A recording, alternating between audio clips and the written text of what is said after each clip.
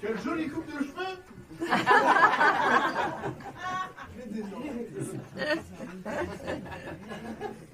Ou pas. Non mais ça fait rien. Non mais je ressens rien. Ah oui, il faut que je vous explique. Vous êtes pas mentaliste. Je souffre d'anédonie. C'est une maladie, je ne sais pas si vous connaissez. Ça n'a rien à voir avec les deux prénoms. Anédonie. Mais en fait, c'est l'absence d'émotion. Je ne ressens rien du tout. Alors on a mis beaucoup de temps en fait à poser un diagnostic sur la maladie dont je souffrais, puisque pour résumer, au fil du temps, je peux dire que je suis devenu ambassadeur sur Doctolib. Et c'est même mon médecin actuel qui m'a poussé à venir ce soir devant vous pour essayer de déclencher quelque chose comme une espèce d'électrochoc en étant là, quoi. C'est lui. Alors je vais vous faire un aveu. C'est flippant, tellement c'est pas flippant d'être là en fait. Non, c'est vrai, hein. C'est-à-dire que vous n'êtes pas impressionnant du tout. Je dis le groupe. Après, individuellement, vous par exemple aussi. Alors je déteste ça, les humoristes qui prennent une personne et qui la lynchent pendant... C'est pas mon style déjà parce que je suis pas humoriste. Est-ce que vous voulez vous lever, monsieur? C'est pour l'expérience. Et donc là, je peux le dire solennellement, c'est monsieur le moins impressionnant de la soirée. Et ici, son dauphin. Est-ce que je peux faire... Ouais, aussi. Merci pour le...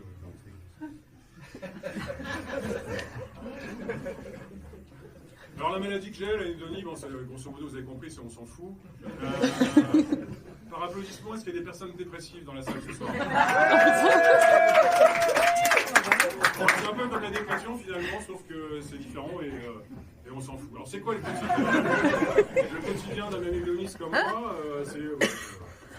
je ressens rien. C'est plat. Alors j'ai essayé, comme tout le monde, en fait, de faire des choses pour éveiller chez moi des émotions. Je me suis marié, mes gosses, j'ai divorcé. Non, même la déception à laquelle je m'attends est décevante, puisque je m'y attends. Voilà. Alors j'ai essayé les trucs à sensation. La foire à Romain. Il y a des gens de Romain là ce soir?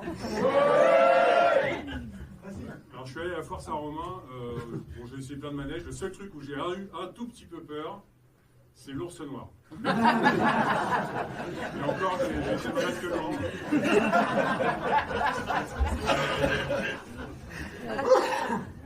bon, c'est bon, j'ai 8 minutes là, non? C'est 15 minutes, François.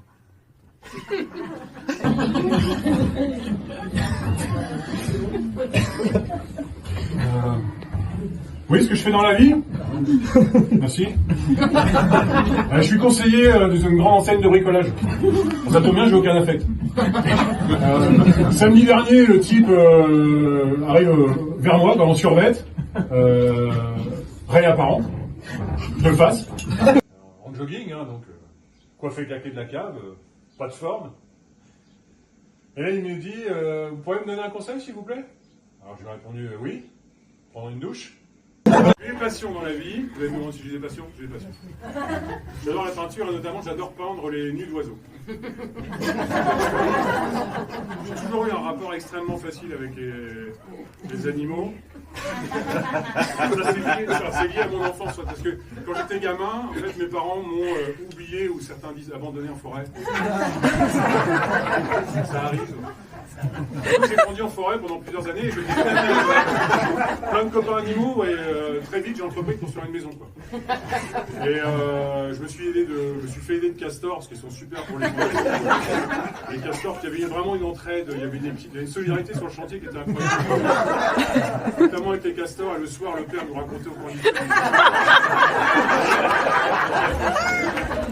là j'avais encore des émotions pour moi. J'avais pris des serres aussi pour la toiture. Il y avait 2 cuivers qui m'ont fait la déco. Enfin voilà. Et puis, voilà, je suis allé, j'allais au cadastre en fait pour filer les modifs de plan parce que j'avais pas fait exactement tout ce que j'avais dit sur la charpente. Et là, c'est mes parents qui me retrouvent sur la route, qui me disent ouais, on s'est un petit peu inquiété depuis 6 ans. Qu'est-ce que tu faisais, etc. Donc dégoûté là, voilà. En plus la maison était quasiment finie. On allait l'azurer chez l'azureur. Ah, c'est là que ça m'a coupé les ailes en fait. Et depuis ce jour-là, plus aucune émotion. Vraiment, mais c'est hyper triste. Il est marrant en même temps le toubib de me demander de venir là pour faire rire des gens alors que moi je sais même pas ce que c'est que rire. C'est comment? C'est un peu comme digérer? Après je me suis dit, t'aurais dû préparer un peu au minimum. Si je parle pas dans le micro, c'est volontaire. D'ailleurs je m'assois. T'aurais dû préparer au minimum ton passage. Je veux dire, c'est un peu. Là tu dis tout le temps, t'es en confiance, t'es large. T'as le temps, t'aimes bien travailler dans l'urgence. C'est un peu comme réviser son bac en regardant Roland Garros. Quoi. Moi, j'étais pas dedans, mais je me suis dit, bon, ça va venir quand même. Je suis pas venu tant que ça, en fait.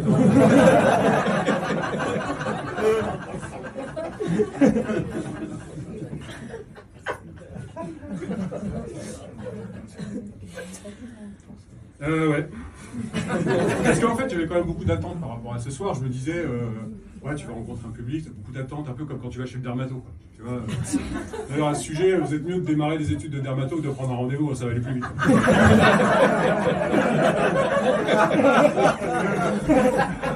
S'il y en a d'ailleurs qui cherchent du boulot, on a besoin de dermato. Donc, plus Macron, il s'est penché sur le sujet, et le diplôme, il passe en 2 ans. Donc, il est fort, Macron, il a des solutions pour tout, incroyable. Ouais, il est formidable ce gars-là. Moi, Macron, souvent, quand je pense à Macron, je pense à un peu une femme qui a des contractions et qui va accoucher. Et il faut se dire un truc avec Macron, c'est on peut rien y faire, il faut que ça passe. Mais après, les gens sont durs, les gens sont durs avec Macron parce que ça fait que 8 ans qu'il est en place, donc je trouve que c'est marrant.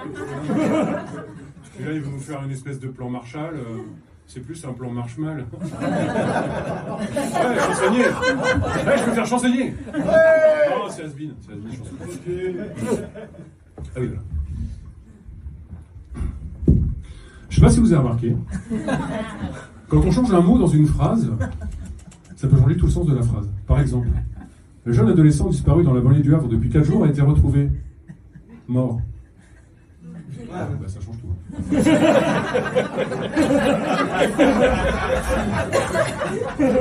Alors, il y a une mare, et dans la mare, il y a un canard. Alors c'est un village paumé. Et il y a une mare, il y a un canard. Le canard, il est là sur la mare, on ne sait pas comment il l'a trouvé. Nous, alors on a des GPS, on a des panneaux, on a même des copains qui nous donnent des indications, puis on ne trouve pas. Alors on est là dans la voiture, oh là là, ça fait 20 minutes qu'on tourne avec Tristan, oh là là, on doit être nouilles, on ne trouve pas. Alors que le canard, lui, il connaît pas, il sait même pas que ça existe, et il trouve. C'est dingue, non? Et vous savez qu'un canard, si vous lui coupez la tête, il continue de courir, alors que si vous lui coupez les pattes...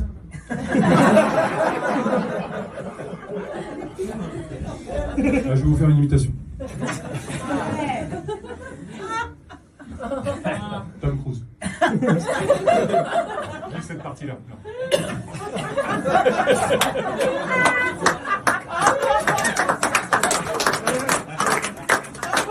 Est-ce que vous avez des scrotums de coude comme ça? Parce que moi c'est énorme et je voulais voir si vous regardez chez vous, c'est assez intime.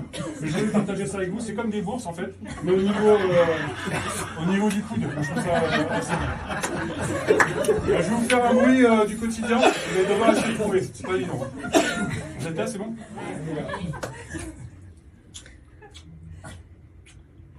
Ok. Briquet. Après, si on me demande, j'ai aussi des idées. Par exemple, moi je pense que le rugby, ce serait plus intéressant si les joueurs ils se passaient la balle dans l'ordre des chiffres qu'ils ont dans le dos. S'ils se trompent, bah, ils rendent la balle. Vous pensez quoi? Et les précautions qu'on voit sur les aliments, les emballages, là, on dirait qu'ils ont ouvert les portes de l'enfer le jour de la production à l'usine. Attention, ça peut contenir des traces de soja, des pansements, des morceaux d'ongles, un bulletin du RN. C'est dingue ça. Et le vin là qu'il faut servir à 15 degrés. Les gens ils ont tous un compas ou un rapporteur à la maison pour mesurer un angle, on a que ça à foutre. C'est hyper exigeant. C'est pas bête. Le mec il s'est repiqué là, c'est carrément astucieux. Il est passé. Ah ouais, d'accord. Ouais, c'est carrément malin, le mec, c'est vraiment. C'est à l'économie, mais c'est carrément bien fait. Ouais, chapeau. Si je peux le rencontrer, les gars. Voilà, c'est tout pour moi. Comme disait Monsieur Curie, show must go home. Donc je m'arrête là.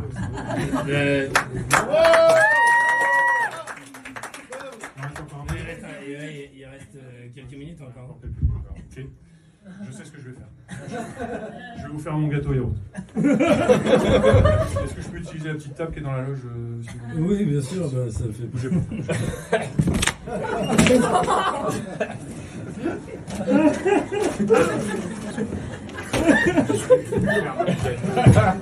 Mais les gens, ils en veulent toujours plus. Hein, c'est le problème.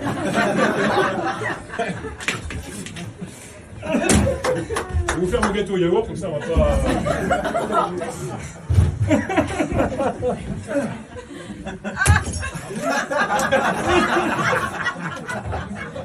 Donc, vous avez vu que j'ai aucune ambition pour le show business, hein, vous l'avez remarqué. Moi, je m'en fous. Alors, je connais un mec qui est dans le show business, je sais pas si vous connaissez, Pierre Néné. Pas Niné, hein, Néné. Alors, il fait des films interdits aux moins de 18 ans, c'est sûrement des films politiques, il faut une carte d'électeur, il y a un vote à la fin, je sais pas ce qu'il fait. Mais alors, ça marche bien pour lui. Hein. Moi aussi, vous avez vu les films avec Pierre Néné, non 20 cm d'écart. Five in a girl. Non SOS 617. SOS 617, la trilogie, c'est bien ça. Yves sur Laurent. Non ça vous dit rien, ça. Je compte démonter Christo. Non bon, en tout cas, oui, ça marche carrément bien pour Pierre Néné. Donc je vais vous faire la recette du gâteau au yaourt, mais c'est pas n'importe quel gâteau. Hein. C'est le roi des gâteaux, c'est le papa des gâteaux. D'accord? Là, il n'existe pas encore, il est juste là. Il nous écoute, mais il n'est pas encore là.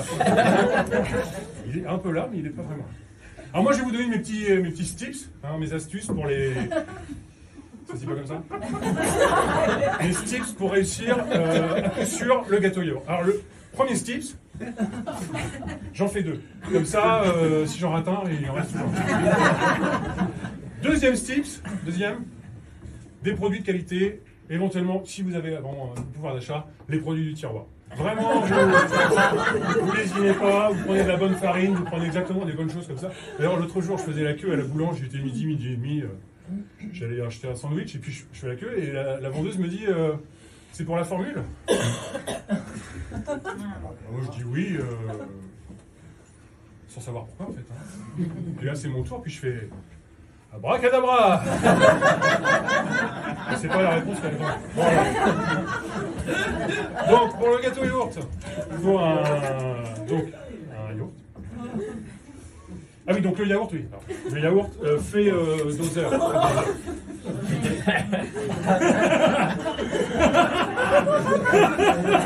Le doseur.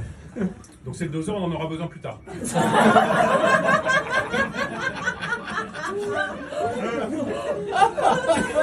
Voilà, donc, vous avez votre doseur. Vous mettez votre yaourt. Voilà, il n'y a plus de yaourt, mais imaginez, il serait plein, ce serait carrément mieux. Il se trouve que j'ai toujours de la farine sur moi. Bon, je mets de la farine. Pareil pour le sucre, on utilise, alors du coup, on utilise le doseur, vous avez bien compris. Les œufs, c'est très important. Toujours des œufs frais. Vous voulez pas me le casser, non? Bon, ben celui-là, bon. Voilà, donc moi, j'ai toujours un peu de croquant, ça apporte un peu de mâche. Les gens aiment bien, c'est assez particulier. Voilà, du sucre, etc. Ah oui, vous savez pourquoi on appelle ça une maryse? Moi non plus, c'est dommage, j'en aurais pas parlé. Voilà, la recette est quasiment terminée. J'ai oublié 2-3 trucs. qui est important, vraiment, parce que là c'est une recette originale, donc ça va vous swimper, ça vous pimpe. Enfin, il y a de l'acidité, il y a plein de choses, c'est ma recette. Si vous n'avez pas tout suivi, je vais vous distribuer des QR codes. C'est un chemin pour aller vers la recette donc, que j'ai mise en ligne. C'est pratique les QR codes parce que ça évite d'utiliser du papier. Vous faites une photo et puis vous pouvez après. On n'utilise pas de papier quoi, avec les QR codes. Après une photo, vous pouvez les passer entre vous. Hein. Voilà. Donc la recette est faites circuler. Qu'est-ce que je voulais vous dire pour terminer? Bon. Voilà, j'ai peut-être été un peu vite. La cuisson me demande souvent, donc c'est 2 heures à 45 degrés, 4 heures à 15 et 2 jours à l'air libre si on n'a pas de four. Si vous voulez échanger avec moi gastronomie et littérature, je peux vous recommander des ouvrages. 10 œufs en colère, je ne sais pas si vous connaissez. Germinail, Voyage au boudin à la nuit, À la recherche du pain perdu. Il y a ces choses-là que je vous recommande si vous aimez vraiment la littérature. Quant à moi, merci d'avoir participé de gré ou de force à cette expérience médicale, parce que vous ne saviez pas.